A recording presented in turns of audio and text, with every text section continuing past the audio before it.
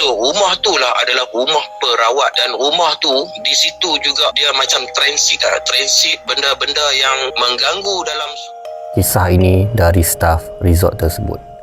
Izinkan hamba ceritakan. Setiap malam resort tu memang gelap, sunyi.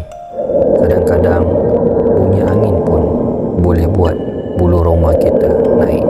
Satu malam, seorang pekerja housekeeping dapat arahan untuk hantar Tuala ke bilik 301. Bilik tu selalunya kosong, tetapi dalam sistem ada nama Puan S. Pekerja itu pun naik ke atas melalui koridor yang gelap, lampu berkelip-kelip.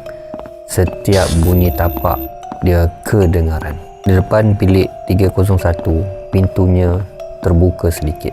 Dia pun ketuk perlahan-lahan. Senyap, tiada orang jawab. Tetapi dari dalam ada bunyi orang yang macam tengah lipat kain, perlahan-lahan berulang-ulang.